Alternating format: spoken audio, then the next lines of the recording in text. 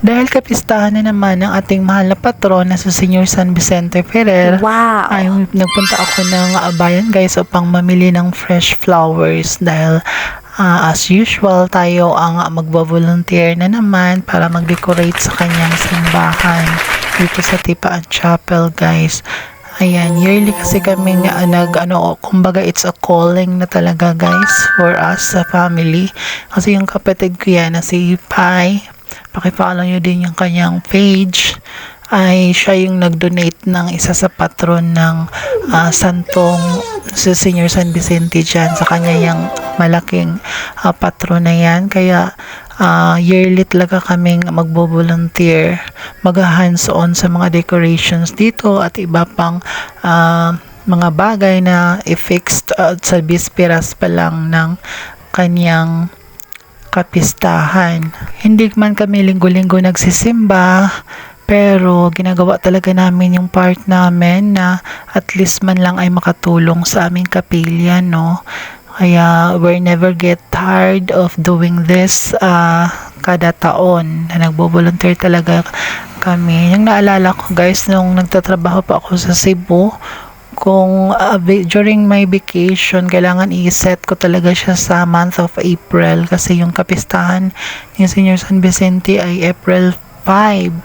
Kaya pag during my vacation dati ay uwi talaga ako ng bago pa mag April 5 para maka-hands-on talaga ako sa pag-decorate kasi alam niyo naman guys, isa ako sa inaasahan dito sa aming sitio na mag-decorate or papaganda sa simbahan bago yung kapistahan niya. Kasi dati guys ay isa akong katikesta talaga ng simbahan. Nagtuturo ako sa mga bata at nag-serve sa simbahan. At ilang taon din ako nagsiserve dito sa simbahan or sa particular sa sityong ito guys, sa chapel na ito. Especially during my high school years. Matagal ako ditong nagtuturo sa mga bata. Kaya may miss ko talaga itong chapel na ito. I am happy and proud of myself being a Christian, following Jesus Christ's footsteps.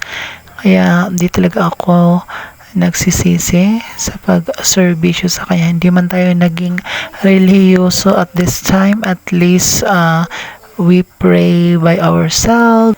As we all know, wala namang pinipiling lugar yung pagsamba natin sa ating poong may kapal. Naalala ko pa guys, no, itong lumang banner na to or signage na ginawa ko, 11 years na pala ito dahil ito ay ginawa ko noong taong 2013. Ayan, anong taon na ngayon, 2024 na. So mag 11 years na pala ito, kaya naisipan ko na palitan ang pintura. Ibalik, binura ko lang dito guys yung lumang lettering at pinalitan ko ng bago ang pintura kasi at least naman ay magmukhang bago siya. Pero yung lawan net or plywood na ginamit ay yun pa rin. Hindi kasi afford namin guys yung magpagawa ng tarpaulin. Kaya yaman din na binigyan tayo ng talento at skills, kailangan natin gamitin or utilize yung mga resources na nakikita natin sa ating paligid para maiwasan yung paggasta. At yun na nga guys, kinabukasan ay maga din kami sa simbahan at kapistahan na niya at mag-attend din ng binyag yung mister ko dahil nagninong siya sa isa sa mga bata na yan. And before I will end this video guys, please allow me to share this little knowledge about our patron saint, Senior San Vicente Ferrer. He was a Dominican saint.